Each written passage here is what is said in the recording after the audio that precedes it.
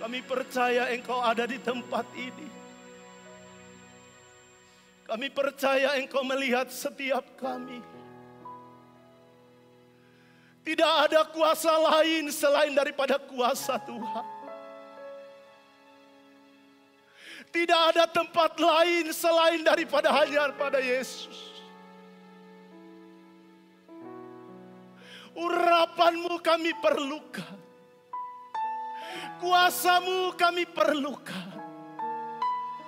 Lawatan-Mu kami perlukan Tuhan. Mengalir di tempat ini penuhi setiap kami.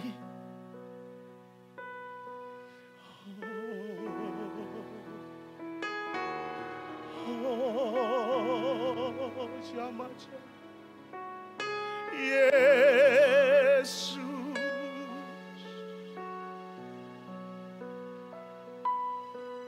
Haleluya.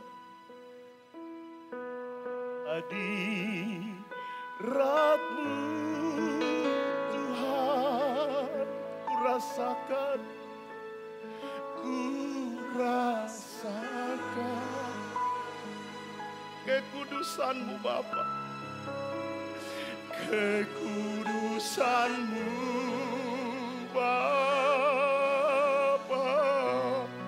penuhi, oh Yesus, ku rindu selalu, amin, diam dalam bait-Mu,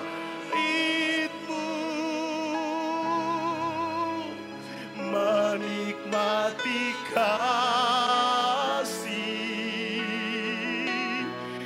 Aduh, hadirat-Mu,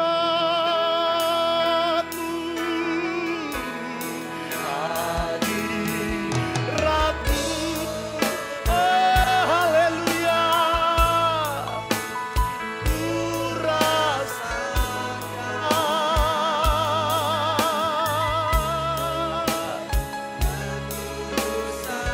siapa Tuhan penuhiku. Ku rindu selalu, amin, diam dalam bait-Mu, menikmati kasih. Sama-sama angkat tanganmu di hadapan Tuhan dan berharap kepada Allah. Berkata, hadirat-Mu Tuhan, hadirat-Mu. Ada lawatan Allah di tempat ini. Ada kegerakan rohani di tempat ini. Ada kuasa Roh Kudus bekerja di tempat ini. Membakar setiap hati, menjamah setiap hati. Haleluya, haleluya, haleluya. Terima kasih Yesus. Kekudusan-Mu melingkupi tempat ini. Oh, haleluya. Ku rindu selalu diam dalam bait-Mu, diam dalam bait-Mu,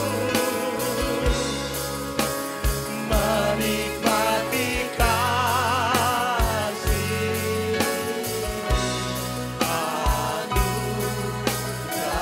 Menikmati kasih, menikmati kasih, menikmati kasih, menikmati kasih.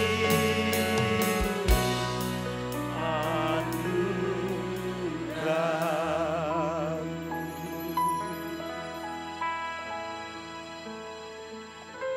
Kami bersyukur. Kami boleh merasakan hadirat-Mu Tuhan. Kami bersyukur. Kami diberi kesempatan untuk menikmati persekutuan dengan Allah. Kami bersyukur Karena ada tangan Tuhan yang terus menopang kami. Kami bersyukur untuk segala kasih karunia-Mu dalam hidup kami. Dan pada saat ini Tuhan, kami mempersiapkan diri kami. Kami mempersiapkan hati dan pikiran kami untuk dilawat oleh Tuhan melalui firman-Mu. Kami tahu tanpa Tuhan kami tidak bisa berbuat apa-apa. Tetapi firman-Mu berkata kalau Engkau tinggal di dalam aku dan firman-Ku ada di dalam kamu, maka mintalah apa saja kepada Tuhan. Engkau Allah yang sanggup memberikan di dalam kehidupan kami. Firman-Mu itu iya dan amin. Firman-Mu itu kekal. Firman-Mu itu ajaib. Dan biarlah hati kami terbuka untuk firman Tuhan. Lawat kami semua. Hamba-Mu yang akan berbicara di depan ini. Engkau tahu segala kelemahan dan keterbatasan hamba. Biarlah hanya kuasa Tuhan. Biarlah hanya urapan daripada Allah yang berkarya di tengah-tengah kami. Sehingga ketika kami pulang dari tempat ini, kami pulang dengan hati yang lega. Hati yang damai, hati yang penuh dengan urapan Allah. Kami haus akan Tuhan. Terpujilah Tuhan. Yang sama-sama rindu diberkati Tuhan, katakan amin. Shalom. Sekali lagi shalom. Ada sukacita Bapak Ibu? Ada sukacita yang di lantai 3? Kok aminnya kok lemes? Ada sukacita yang di lantai 3, amin. Lambaikan tangannya yang di lantai 3, yang di lantai 2 jangan dulu. Ya, yang di lantai 3 saja. Seberapa banyak yang diberkati Tuhan? Luar biasa. Yang di lantai 2 diberkati Tuhan, amin. Ada sukacita, amin. Seberapa banyak yang diberkati Tuhan, lambaikan tangan di hadapan Allah. Haleluya. Yang di lantai 1, wah enggak kedengaran suaranya. Tetapi saya percaya suara saya didengar. Yang di lantai 1 diberkati Tuhan, amin. Amin. Suaranya kencang Bapak Ibu Saudara. Yang di lantai 1 diberkati Tuhan, amin. Sampai lantai 3 dengar Bapak Ibu Saudara yang dikasih oleh Tuhan. Berikan sorak-sorai bagi Allah kita. Saudara-saudara yang dikasih oleh Tuhan, saya bersyukur kepada Allah. Oleh karena kasih dan anugerah Tuhan, saya kembali diberikan kesempatan oleh Tuhan untuk boleh bersama-sama dengan sidang jemaat Tuhan ada di tempat ini. Untuk kita boleh memuji, memuliakan Tuhan. Saya mengucapkan terima kasih yang sebesar-besarnya kepada Bapak Ibu Gembala Sidang, majelis, seluruh jemaat yang memberikan kesempatan kepada saya untuk boleh menyampaikan firman Allah pada pagi hari ini. Saudara-saudara yang dikasihi oleh Tuhan, sebelum kita jauh merenungkan firman Allah yang sudah saya siapkan, saudara-saudara, di awal tahun 2025 saya banyak merenung di hadapan Tuhan. Saya mengambil doa, saya mengambil waktu-waktu khusus dengan Allah. Sebagai hamba Tuhan, saya berdoa, Tuhan, apa yang akan saya lakukan di dalam tahun yang baru ini? Apa yang saya akan buat untuk pekerjaan Allah di dalam tahun 2025?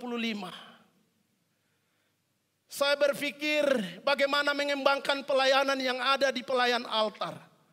Saya berpikir bagaimana mengembangkan pelayanan yang ada di komisi-komisi yang lain. Saya berpikir bagaimana mengembangkan pelayanan yang Tuhan percayakan di STT Fatah. Saya banyak merenung secara pribadi di hadapan Allah, Bapak Ibu Saudara. Ketika saya berdoa dan terus berdoa kepada Tuhan. Ada sesuatu hal yang Tuhan bicara di dalam hati saya dan yang ingin saya sampaikan kepada Bapak Ibu adalah Tuhan berkata Yesus adalah jawaban. Saya banyak pertanyaan-pertanyaan yang muncul dalam hati saya. Banyak pertanyaan-pertanyaan yang muncul dalam pikiran saya. Banyak pertanyaan-pertanyaan yang saya harus jawab, Bapak Ibu Saudara yang dikasih oleh Tuhan sebagai seorang hamba Tuhan. Tetapi suara itu kuat dan berkata, Yesus Kristus adalah jawaban. Saya berkata, apa maksudnya Tuhan? Kenapa Tuhan berkata Yesus Kristus adalah jawaban? Tuhan mengingatkan saya. Sekalipun metodemu bagus, sekalipun pengalamanmu luar biasa, sekalipun wawasanmu luas, sekalipun engkau melakukan ini dan itu, tetapi kalau tidak ada campur tangan Tuhan, maka itu akan sia-sia.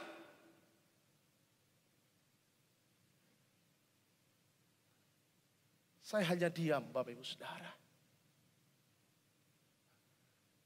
Saya hanya diam dan berkata, Tuhan, terima kasih. Sekalipun engkau melakukan ini dan itu, engkau akan lelah. Engkau akan capek.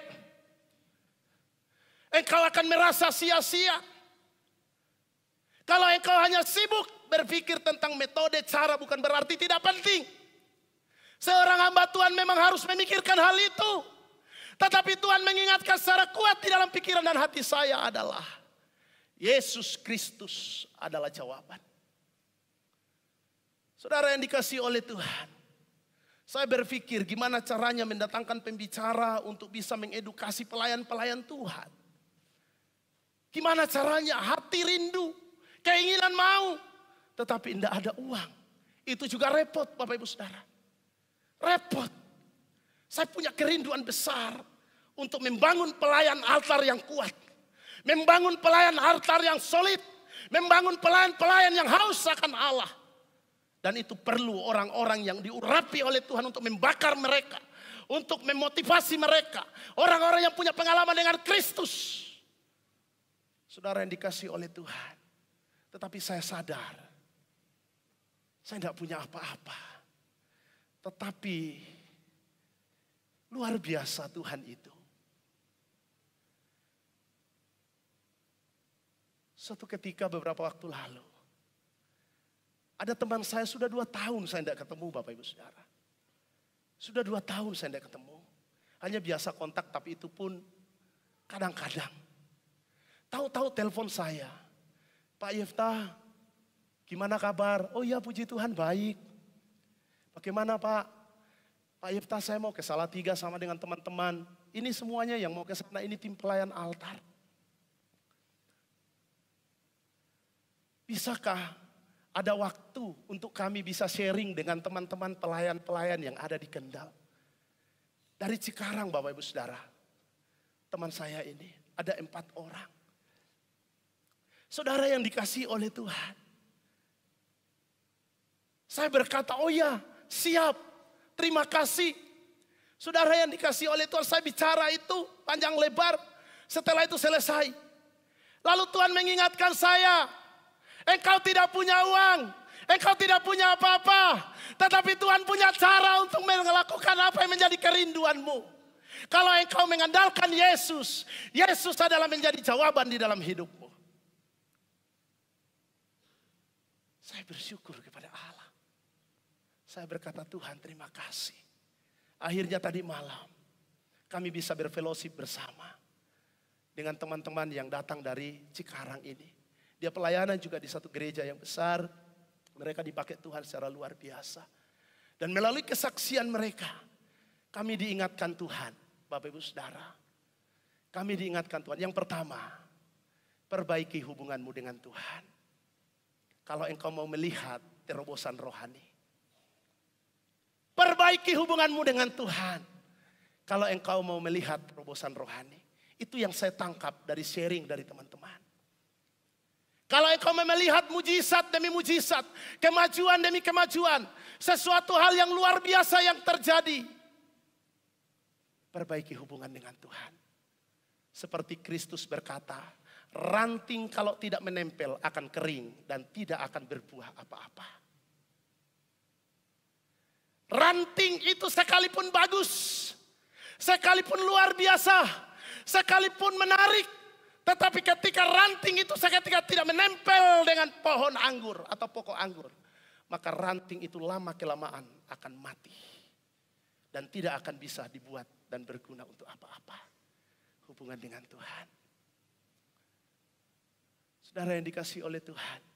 Dan masih ada beberapa hal yang lain yang Tuhan ingatkan melalui persekutuan ini. Nah, saudara-saudara yang dikasihi oleh Tuhan, ini baru salah satu hal yang saya sampaikan, bagaimana Kristus menjadi jawaban di dalam setiap kehidupan kita. Dan saya percaya kita semua di tempat ini adalah orang-orang yang mencari Tuhan. Amin. Adalah orang-orang yang mengandalkan Tuhan. Amin. Adalah orang-orang yang senantiasa datang kepada Allah. Setiap hari Minggu kita bergereja. Setiap hari Minggu kita pelayanan. Setiap hari Minggu kita baca firman Tuhan. Setiap hari Minggu kita menyembah Tuhan. Saya percaya ketika kita mencari Tuhan dengan sungguh-sungguh. Ketika kita mencari Tuhan dengan hati. Maka Tuhan akan melawat kita. Tuhan akan menjawab setiap apa yang menjadi pergumulan kita. Sesuai dengan kehendaknya. Karena firman-Nya berkata, tidak ada yang mustahil bagi orang percaya. Tidak ada yang mustahil bagi orang percaya. Saudara yang dikasihi oleh Tuhan, yang dicari Tuhan adalah hati kita. Bergereja bukanlah sebuah rutinitas. Karena panggilan gereja ada 3. Bersekutu dengan Tuhan, melayani Tuhan, dan bersaksi tentang Tuhan. 3 panggilan ini tidak bisa kita lupakan. Gereja dipanggil untuk bersekutu. Umat Tuhan dipanggil untuk bersekutu. Supaya engkau mengalami Allah di dalam hidupmu. Untuk apa bergereja bertahun-tahun. Tetapi engkau tidak pernah merasakan Kristus itu seperti apa.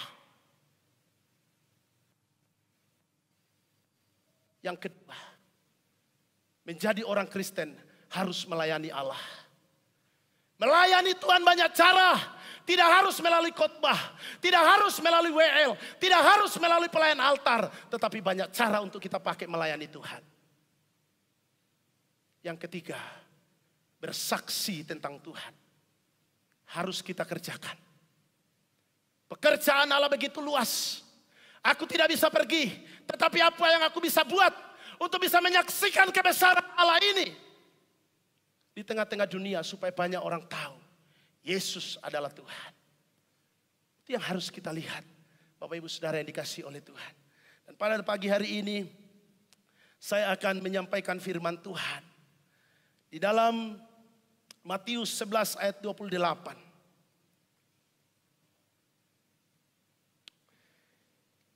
Matius 11 ayat 28. Ya, saya berharap ayat ini sangat jelas kita lihat karena kita sudah ditolong dan diberkati Tuhan melalui Videotron ini. Jadi ketika kita melihat ayat itu jelas Bapak Ibu Saudara yang dikasihi oleh Tuhan.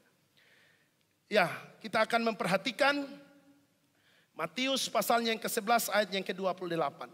Saya mengundang semua jemaat untuk bangkit berdiri. Kita menghormati pembacaan firman Tuhan pada pagi hari ini. Kita akan membaca secara bersama-sama dalam hitungan yang ketiga dengan suara yang mantap di hadapan Allah. Dan berbahagialah setiap orang yang membaca, merenungkan firman Allah di dalam hidupnya. Karena engkau akan mengalami kuasa daripada firman itu di dalam setiap kehidupanmu.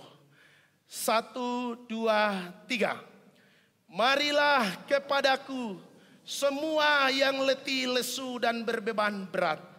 Aku akan memberi kelegaan kepadamu. Sekali lagi saya bacakan. Marilah kepadaku semua yang letih, lesu dan berbeban berat. Aku akan memberi kelegaan kepadamu. Mari kita berdoa sekali lagi. Tuhan Yesus, semua jemaat-Mu Engkau tahu keletihan mereka, beban-beban mereka, kerinduan mereka, Engkau tahu. Biarlah firman-Mu ini berbicara bagi setiap kami. Mampukan kami untuk menangkap pesan-Mu Tuhan. Sehingga kami pulang bukan dengan tangan yang hampa, tetapi dengan hati yang dipenuhi oleh urapan Allah, yang membakar hati kami untuk terus bersekutu dengan Tuhan. Terima kasih Yesus. Haleluya. Amin. Silahkan duduk.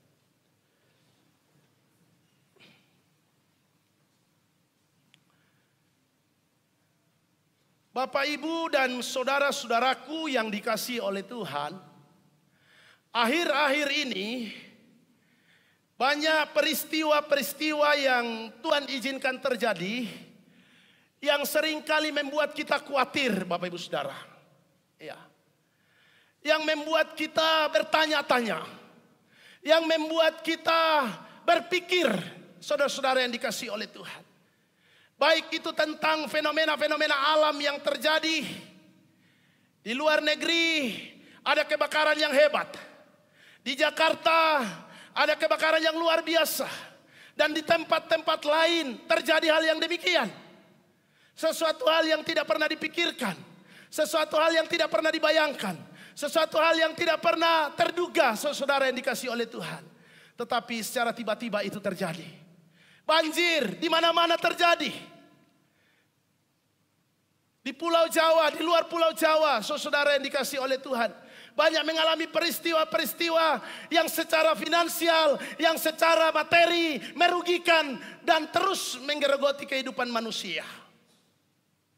Belum lagi fenomena-fenomena yang luar biasa. Banyak orang yang tiba-tiba mengakhiri hidupnya, yang saat ini fenomenal di media sosial, diviralkan oleh banyak orang. Banyak sekali pergumulan-pergumulan yang terjadi, saudara-saudara yang dikasihi oleh Tuhan. Mulai akhir 2024, masuk di dalam awal tahun 2025. Bahkan saya pernah membaca di media sosial, dia berkata bulan Januari ini adalah bulan malapetaka. Bulan Januari tahun 2025 dikatakan bulan malapetaka. Tetapi jemaat yang di GPIAI berkata tahun 2025 bulan Januari bulan berkat. Amin. Bulan berkat, amin. Bukan bulan malapetaka, amin. Iya. Kenapa dia berkata begitu? Karena dia melihat, dia menyaksikan, dia mendengarkan informasi. Ada begitu banyak peristiwa-peristiwa yang terjadi. Dan seakan-akan hal itu memberi pesan bahwa di dunia ini tidak ada tempat yang aman. Mau lari kemana? Terhindar dari api, air yang ada. Terhindar dari api, terhindar dari air, pergumulan yang ada. Jadi seakan-akan hidup di dunia ini berat, Bapak Ibu Saudara. Oleh karena itu anak-anak Tuhan harus peka dengan hal ini. Harus peka dengan situasi yang terjadi. Kalau orang-orang sekuler bertanya dan mencari jawaban, larinya ke dukun, larinya ke paranormal, larinya ke kuburan, larinya ke tempat-tempat yang lain, larinya ke obat-obatan, larinya ke miras, larinya ke hal-hal yang duniawi. Tetapi anak-anak Tuhan, engkau mau lari kemana? Ketika segala sesuatu yang kelihatannya mengalami perubahan yang luar biasa dan membuat engkau bingung, engkau tidak tahu harus berbuat apa. Ada satu pujian yang mengatakan, zaman sekarang berjagalah. Zaman sekarang berjagalah. Kedengaran sana sini banyak kabar menggemparkan, berlindunglah pada sabda Allah. Banyak kabar yang menggemparkan. Banyak kabar yang mengkhawatirkan. Bahkan keadaan kita yang mengkhawatirkan. Situasi kita mengkhawatirkan secara manusia. Tetapi pujian ini berkata, berlindunglah dalam sabda Allah. Berlindung dalam sabda Allah. Saudara-saudara yang dikasihi oleh Tuhan, Sabda Allah ini adalah pegangan kita. Firman Tuhan ini adalah pegangan saya dan saudara yang menjadi panduan untuk memahami segala sesuatu. Dunia bisa berubah dengan segala perubahan-perubahan yang terjadi. Keadaan politik boleh memanas. Dunia ekonomi boleh mengalami hal-hal yang luar biasa. Tetapi untuk menjalani dan memahami semua itu, firman Allah yang menjadi panduan kita. 66 kitab ini adalah pegangan anak-anak Tuhan. Firman Tuhan berkata, langit dan bumi akan berlalu tetapi firman-Ku kekal. Langit dan bumi akan goyah, tetapi firman Allah itu kekal. Firman Allah itu menjadi pegangan di dalam setiap kehidupan anak-anak Tuhan. Sehingga anak-anak Tuhan harus banyak-banyak membaca Alkitab. Amin. Anak-anak Tuhan harus banyak-banyak mendengar suara Tuhan melalui firman-Nya ini. Anak-anak Tuhan harus banyak kepo dengan firman Tuhan, kata bahasa orang zaman sekarang. Sekarang ini banyak orang yang kepo, apa-apa muncul langsung ada apa. Banyak orang yang kepo, Bapak Ibu Saudara. Tetapi sayang sekali keponya hanya kepada perkara-perkara dunia. Keponya hanya kepada masalah tetangganya. Keponya hanya kepada masalah temannya. Keponya hanya kepada hal-hal yang negatif. Tetapi apakah saudara pernah berpikir, ketika ada sesuatu yang terjadi, aku harus kepo dengan firman Tuhan. Aku harus cari firman Allah itu. Karena firman Tuhan sudah berkata, di zaman akhir jangan engkau heran. Karena apa? Akan terjadi kesukaran besar. Itu sudah firman Tuhan. Sehingga saudara tidak perlu panik untuk hal itu. Firman Allah menjawab. Firman Tuhan menjawab di dalam setiap kehidupan kita. Dan Alkitab berkata bahwa firman itu, yaitu Yesus Kristus, telah menjadi manusia. Di dalam Yohanes pasalnya yang ke-1 ayatnya yang ke-14 berkata bahwa firman itu telah menjadi daging. Firman itu telah menjadi manusia, yaitu di dalam Yesus Kristus. Dan melalui Yesus Kristus inilah saudara dan saya melihat kemuliaan Allah. Melihat Allah yang luar biasa. Melihat karyanya, melihat kehebatannya, melihat keagungannya. Melalui Yesus Kristus. Yang menjadi jawaban di dalam setiap kehidupan kita. Nah, oleh karena itu, Bapak Ibu Saudaraku yang dikasihi oleh Tuhan. Kalau Yesus Kristus itu menjadi jawaban di dalam setiap kehidupan manusia apapun itu yang terjadi di muka bumi ini, pertanyaan saya adalah, siapakah Yesus yang saudara sembah siang dan malam, yang saudara layani setiap hari, yang saudara puji dan muliakan dalam hidup ini? Siapa Yesus? Siapa Yesus itu? Saudara dan saya, kita harus memahami ini. Karena cara pandang kita, pemikiran kita terhadap Yesus, itulah yang akan menentukan bagaimana kita dengan Dia. Kalau pemahaman kita salah, kalau pemahaman kita biasa saja tentang Yesus, maka respon kita juga terhadap Dia pasti akan biasa-biasa saja. Ketika kita datang beribadah, karena pemahaman kita biasa saja tentang Yesus, ya udah biasa aja. Biasa aja guys, katanya. Nggak usah aneh-aneh. Nggak usah goyang kiri, nggak usah goyang kanan, nggak usah maju ke depan, nggak usah ke belakang, nggak usah tepuk tangan yang aneh-aneh. Menari tamborin biasa aja. Choir biasa aja. Kalau pemahaman kita biasa saja. Tetapi kalau kita tahu siapa Yesus, saudara tidak akan main-main dengan Tuhan. Saudara akan memberikan yang terbaik. Bukan hanya apa yang aku punya. Bukan hanya bendaku. Bukan hanya barangku yang kuberikan untuk Yesus. Tetapi hidupku, hatiku, semuanya kuberikan kepada Yesus. Karena aku tahu siapa Dia. Ini penting bagi anak-anak Tuhan. Bergereja tidak ada roh, tidak ada kerinduan yang sungguh-sungguh dengan Allah. Itu adalah kesia-siaan. Tetapi gereja bersekutu harus ada powernya. Harus ada kuasa Tuhan yang kita alami. Harus ada sebuah persekutuan dengan Allah yang luar biasa. Karena kita tahu bahwa kita datang menghadap siapa. Saudara yang dikasih oleh Tuhan. Kalau saudara mau ketemu dengan pejabat. Atau orang-orang pembesar, orang-orang yang luar biasa. Saudara akan siap-siap luar biasa. Mungkin tidak usahlah kita mulu-mulu cerita presiden. Ayo ngaku jujur, jemaat Tuhan. Kalau mau ketemu Pak Surya, dipanggil Pak Surya, gimana rasanya?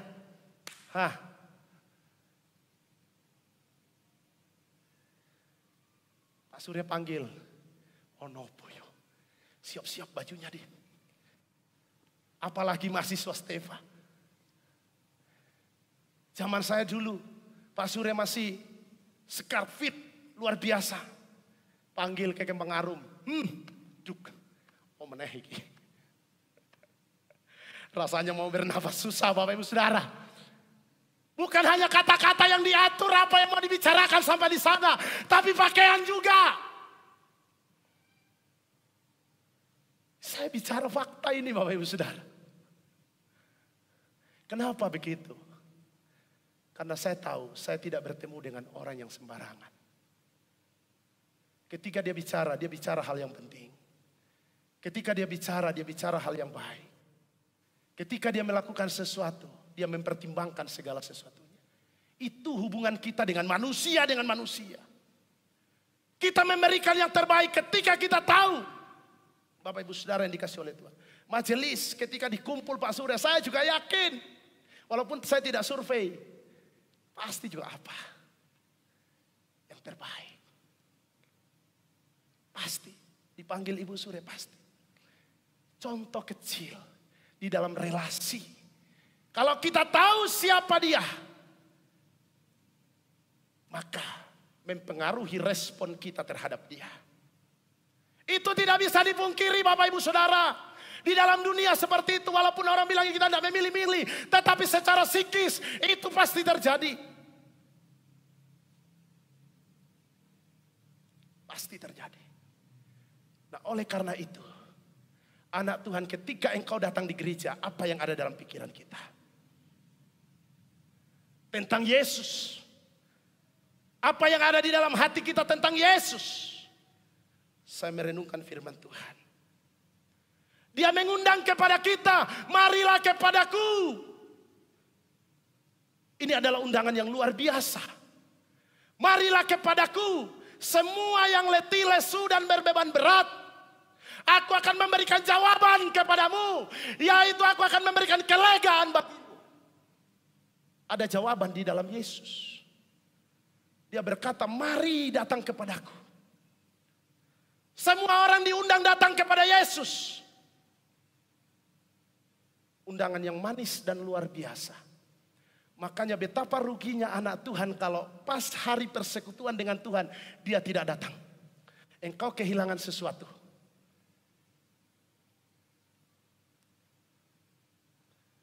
Kita itu seharusnya bersyukur orang-orang Kristen. Seharusnya bersyukur orang-orang Kristen. Kenapa? Hari Minggu secara nasional, legal, saudara libur. Ya enggak, Bapak Ibu Saudara? Saudara libur. Setiap minggu libur. Setiap minggu libur. Setiap minggu libur. Bapak Ibu Saudara, secara kalender. Waktunya ibadah. Libur hari Minggu, tetapi apa yang terjadi? Sering kali kita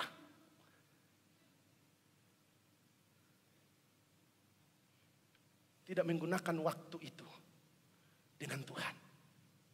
Bahkan mungkin kita menggunakan, tetapi buru-buru. Tuhan belum jawab engkau, pikiranmu udah mau pulang aja. Tuhan belum bicara sama engkau, pikiranmu udah mau pulang aja.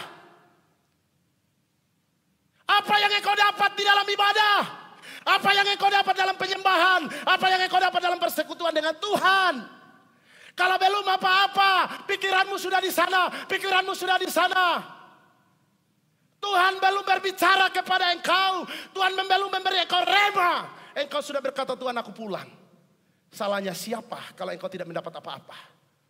Jangan salahkan Tuhan dong, lalu berkata, Tuhan, aku ini setiap minggu sudah ke gereja. Aku itu setiap minggu sudah beribadah. Aku sudah setiap minggu. Tapi Tuhan bilang, hei, engkau tidak pernah selesai ibadah. Fisikmu selesai, tapi hatimu tidak selesai. Fisikmu selesai dalam gereja, beribadah dari awal sampai akhir, tetapi pikiran dan hatimu tidak selesai. Kenapa engkau tidak masuk di dalam persekutuan yang indah dengan Allah? Ingat baik-baik, Tuhan mencari hati, bukan body.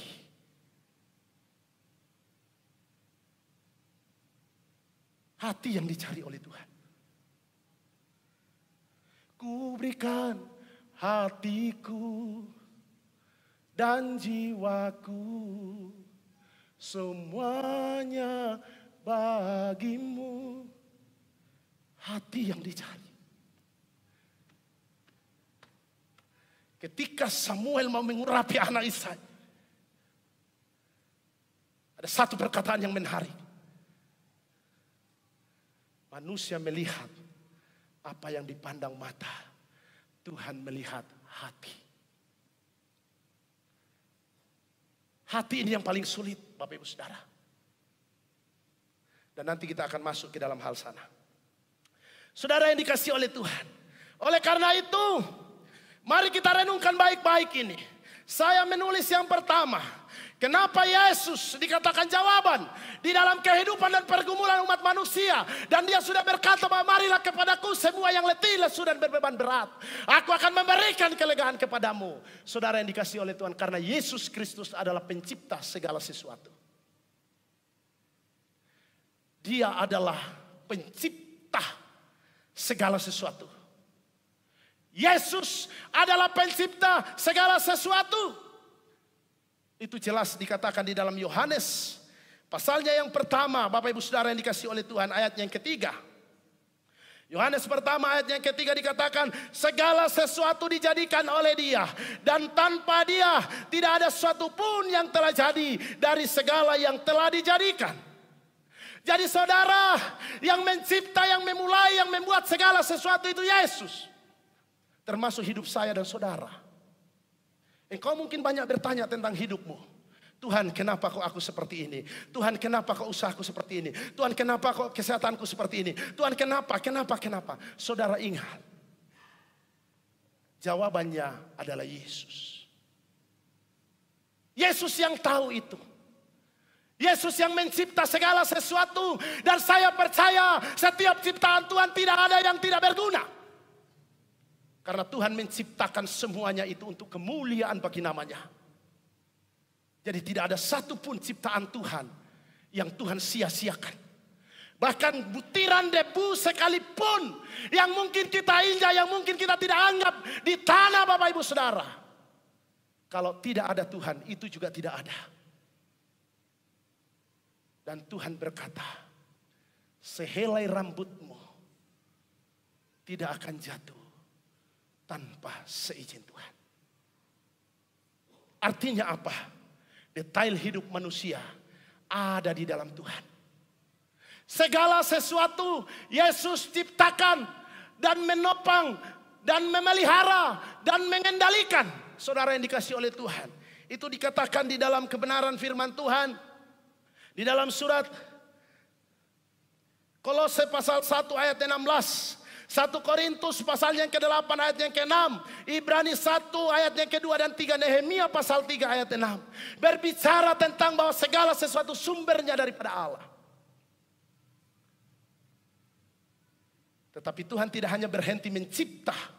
Tetapi Ibrani berkata dia juga menopang. Saudara, kata menopang ini artinya dia juga memberi kekuatan.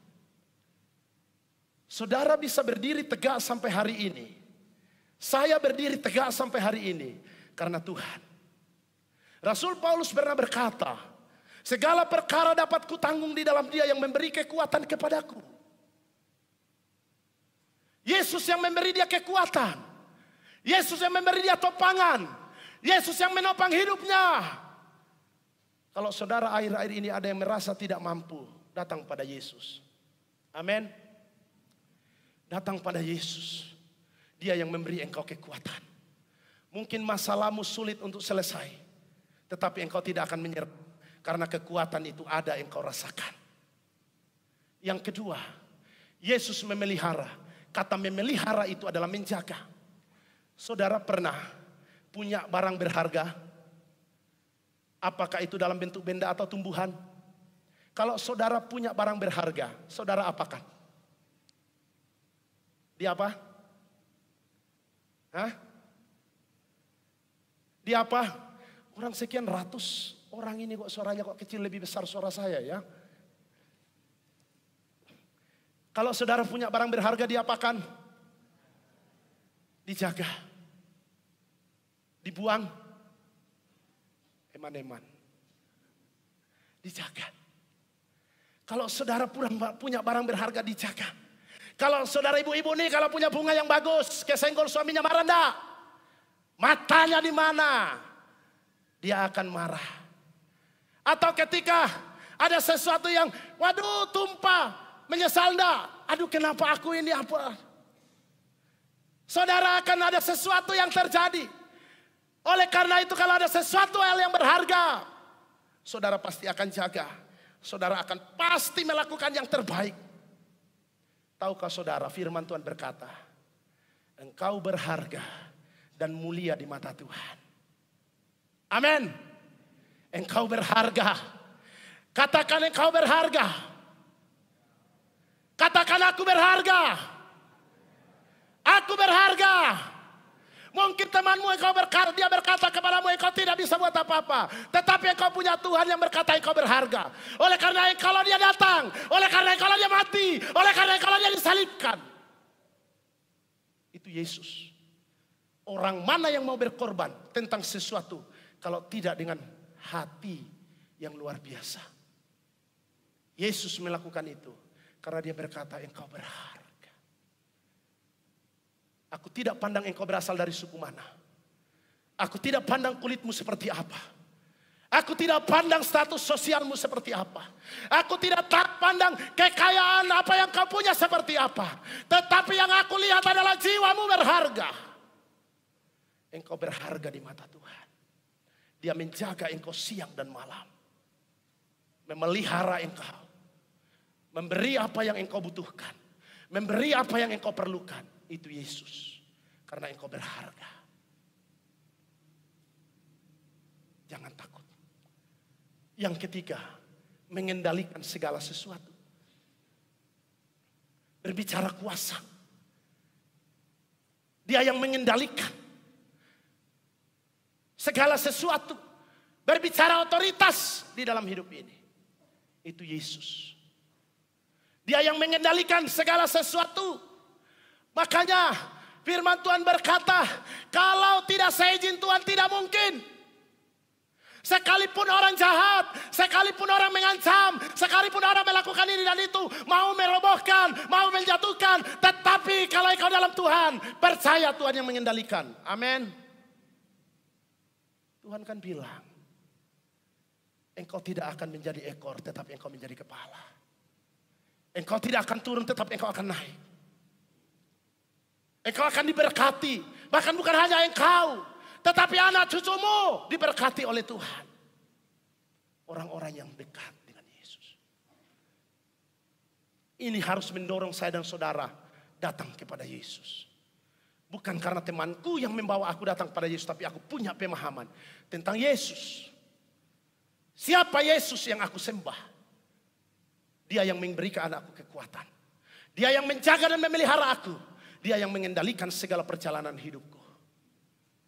Yesus. Orang-orang tua takut, khawatir untuk anak-anakmu. Ingatkan firman Tuhan ini. Mbah-mbah, engkau mungkin berkata, aduh Tuhan, aku udah tidak bisa buat apa-apa. Aku tidak tahu harus buat apa. Bicara sama Yesus. Minta Yesus. Bawa pada Yesus. Dia yang tak terbatas. Yang kedua, kenapa saya katakan bahwa Yesus adalah jawaban di dalam kehidupan manusia? Karena Yesus itu mengetahui isi hati manusia. Mari kita lihat di dalam Yohanes pasal 2. Ayat yang ke-23 sampai dengan ayat yang ke-25. Dan sementara ia di Yerusalem selama hari raya Paskah, banyak orang percaya dalam namanya karena mereka telah melihat tanda-tanda yang diadakannya. Tetapi Yesus sendiri tidak mempercayakan dirinya kepada mereka karena ia mengenal mereka semua. Dan karena ia tidak perlu seorang pun memberi kesaksian kepadanya tentang manusia. Kalimat terakhir ini luar biasa. Sebab ia tahu apa yang ada di dalam hati manusia. Ia tahu apa yang ada di dalam hati manusia. Sepandai-pandainya aku, sehebat-hebatnya aku, tetapi aku tidak mampu mengenal diriku secara menyeluruh. Seluar biasanya istriku memahami aku, seluar biasanya suamiku memahami aku, tetapi dia pasti akan tetap terbatas untuk mengenal apa yang ada di dalam hatiku. Apalagi orang lain tidak tahu. Ada peribahasa berkata, dalamnya laut dapat diduga, dapat diukur, tetapi dalamnya hati siapa yang tahu? Kita tidak tahu. Banyak sekarang tahu-tahu terjadi apa? Tahu-tahu, loh kok dia sudah seperti itu? Tahu-tahu, karena kita tidak tahu hati orang. Bahkan kita sendiri seringkali berkata, loh kenapa kok aku seperti ini? Tetapi Tuhan itu tahu isi hati kita. Jelas firman-Nya berkata bahwa dia tahu apa yang ada di dalam hati setiap orang. Jadi tidak perlu ada orang yang menasihati, tidak perlu ada orang yang memberikan pemahaman tentang Allah, karena dia adalah Allah yang maha tahu. Dia tahu hati Bapak Ibu Saudara ketika engkau galau. Anak-anak muda ketika engkau mungkin barusan diputuskan pacarmu, barusan mengalami masalah-masalah asmara, tidak usah ngurung diri di kamar. Tidak mau keluar, tidak mau makan, rasanya mau. Tidak perlu. Tuhan tahu.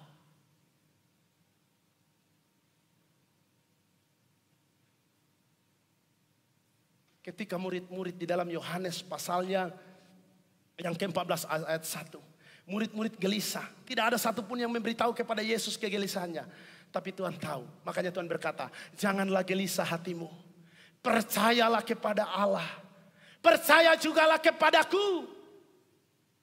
Tuhan hanya minta engkau percaya bahwa pemeliharaan, penyertaan, kuasa Tuhan sempurna dalam hidupmu. Amin. Tuhan tahu. Tuhan tahu kegelisahanmu untuk pekerjaanmu. Mungkin pimpinanmu tidak tahu ada sesuatu yang bermasalah dalam pekerjaanmu. Engkau yang bertanggung jawab di situ. Hatimu galau, pulang tidak bisa tidur. Istrimu mungkin juga bingung atau suamimu bingung, ada apa? Engkau tidak bercerita. Tetapi Tuhan tahu kegalauan hatimu. Dan dialah jawaban bagi engkau. Dia akan mengajari engkau hal-hal yang tak terduga dalam hidup ini. Jangan gelisah hatimu.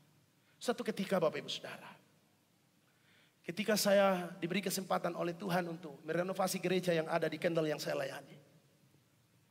Kami kerjakan cukup lama Bapak Ibu Saudara. Karena kami terbatas.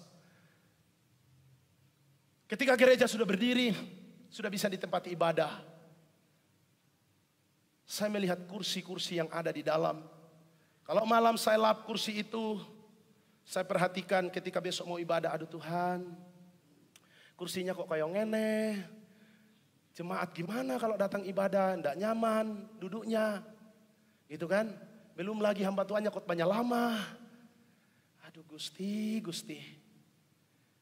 Tuhan, ini pengalaman pribadi saya Bapak Ibu Saudara.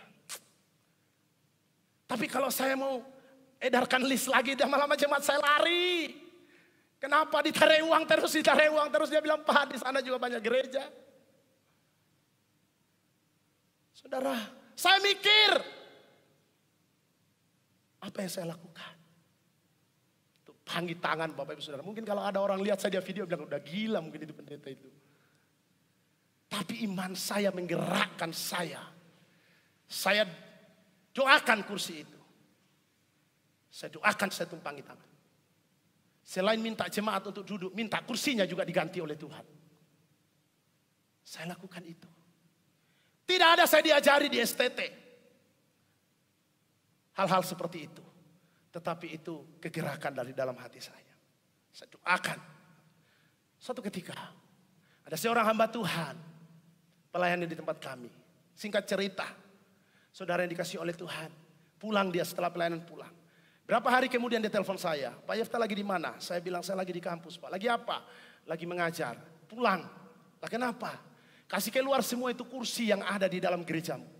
Loh, maksudnya gimana? Iya, saya serius ini. Saya bilang, Pak, itu hanya satu-satunya kursi kami, tidak ada kursi yang lain lagi. Dia bilang, udah, tidak apa-apa, kasih keluar saja. Wah, saya ini antara percaya ini orang main-main atau apa? Tapi saya, karena saya sudah mulai dengan iman, saya juga berangkat dengan iman. Sampai di gereja, saya ajak mahasiswa di kampus. Beberapa orang keluarin. Benar, saudara. Beberapa menit kemudian, hamba Tuhan ini datang dengan satu truk yang isinya adalah kursi yang bagus untuk ditempati duduk untuk beribadah. Berikan kemuliaan bagi nama Tuhan.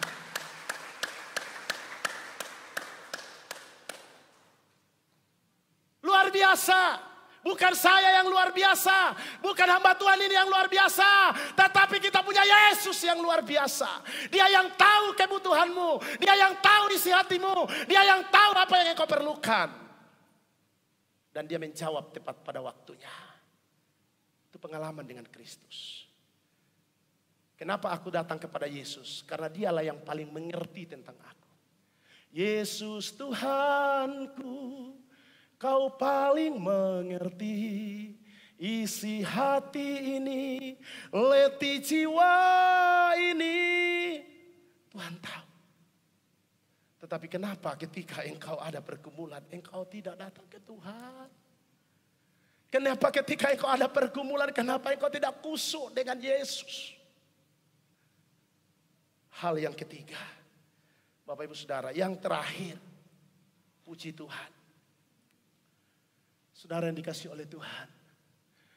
Kenapa aku datang kepada Yesus? Yesus Kristus adalah jaminan untuk memperoleh hidup yang kekal.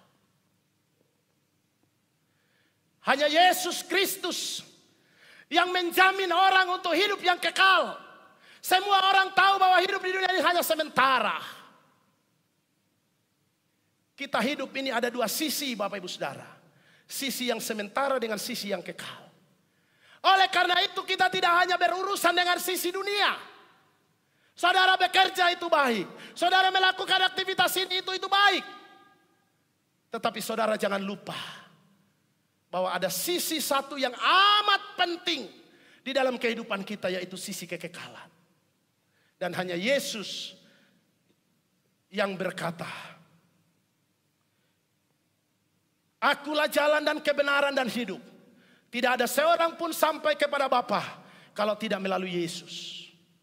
Di bawah kolong langit ini, kata Kisah Rasul pasal yang keempat ayat yang ke-12. Di bawah kolong langit ini tidak ada nama lain yang olehnya memperoleh keselamatan selain daripada Yesus Kristus. Tidak ada. Tidak ada. Hanya Yesus yang memberi jaminan orang untuk bisa masuk di dalam sorga. Orang untuk bisa memikirkan hal-hal yang kekal. Mau tidak mau, engkau harus berurusan dengan satu pribadi, yaitu Yesus Kristus.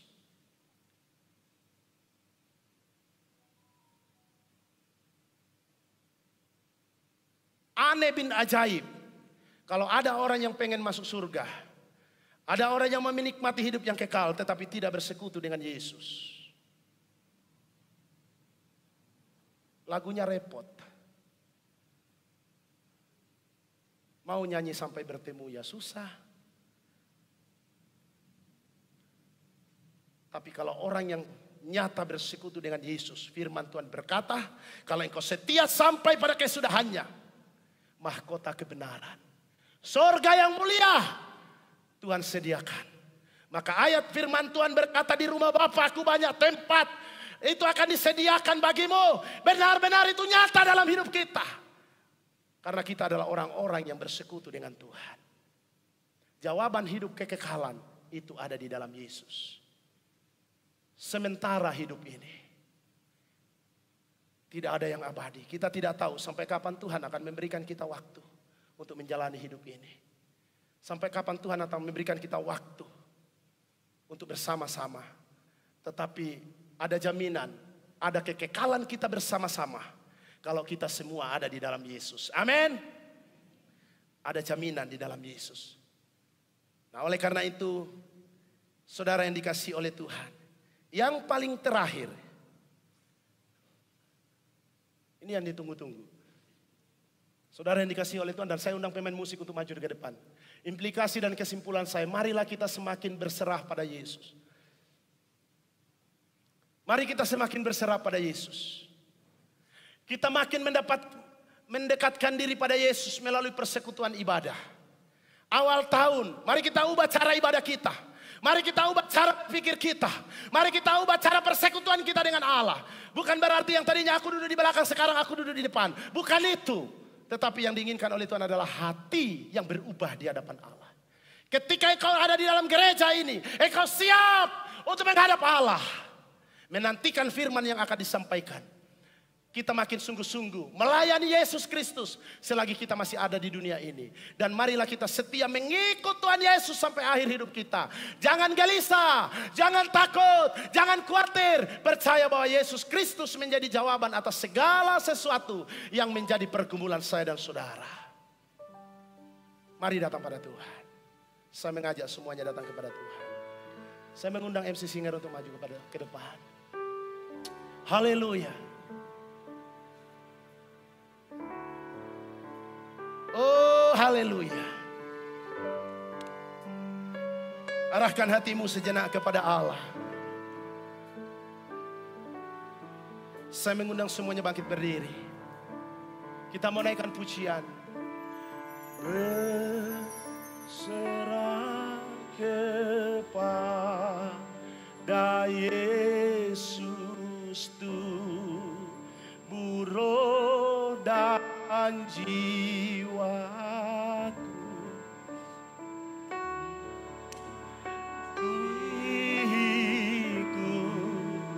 Percaya dengan iman, dengan iman, dengan iman. Aku berserah, aku berserah. Oh, aku berserah, aku berserah, aku berserah.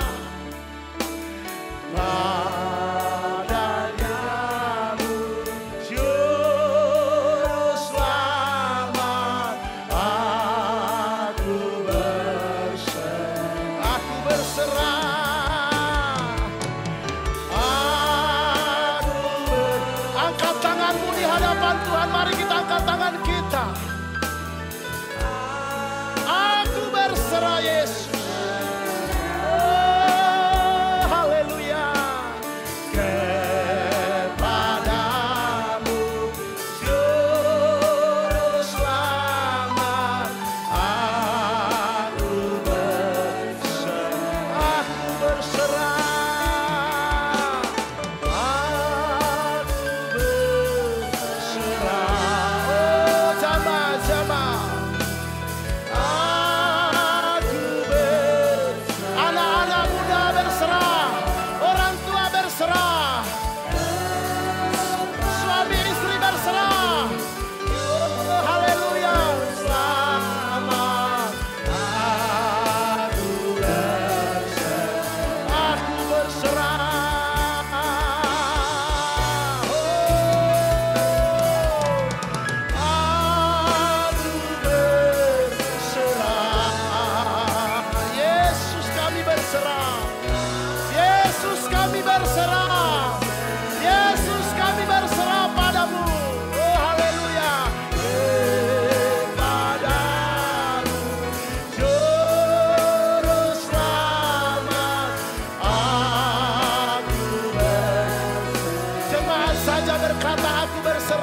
berserah. Di tempat ini engkau berserah pada Tuhan. Engkau di hadapan Allah. Engkau berserah, bukan berserah kepada tangan manusia, tapi pada tangan Tuhan. Oh haleluya. Haleluya. Haleluya. Haleluya Yesus. Kepadamu, kepadamu Juru Selamat aku berserah. Kepadamu,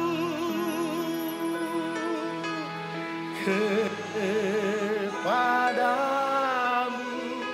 Juru Selamat aku berserah.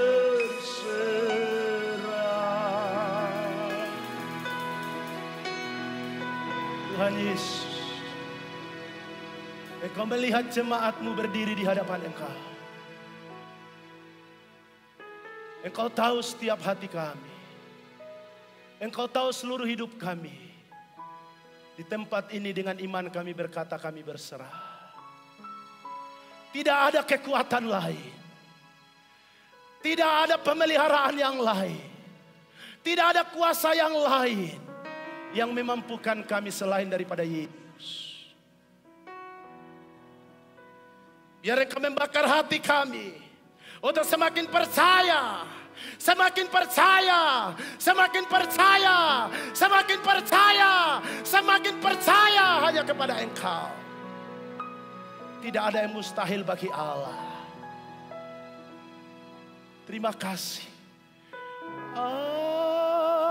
Aku berserah, Yesus. Aku berserah. Engkau dikuatkan oleh Tuhan. Engkau dikuatkan oleh Tuhan. Engkau dikuatkan oleh Tuhan. Engkau diberkati Tuhan. Engkau berserah. Aku berserah. Aku berserah.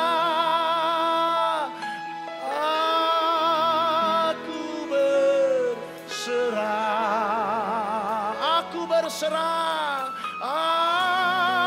Aku berserah pada Yesus.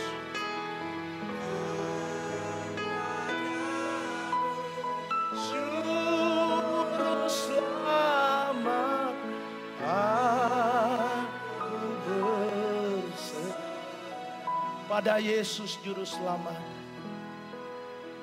Pada Yesus Juru Selamat aku berserah. Terima kasih Tuhan. Kami aman dalam naungan tangan kasih. Berikan kami hati yang terus haus akan Tuhan. Karena kami tahu bahwa Yesus adalah jawaban. Hati yang melekat pada Allah. Terima kasih. Engkau telah melihat seluruh jemaat-Mu yang berserah kepada Engkau. Kerjakan yang terbaik untuk jemaat-Mu. Terpujilah Allah. Di dalam nama di atas segala nama, nama Tuhan Yesus Kristus. Kami berdoa, yang diberkati sama-sama katakan. Amin. Berikan kemuliaan bagi Allah kita. Silakan duduk kembali, waktu selanjutnya saya serahkan kepada majelis.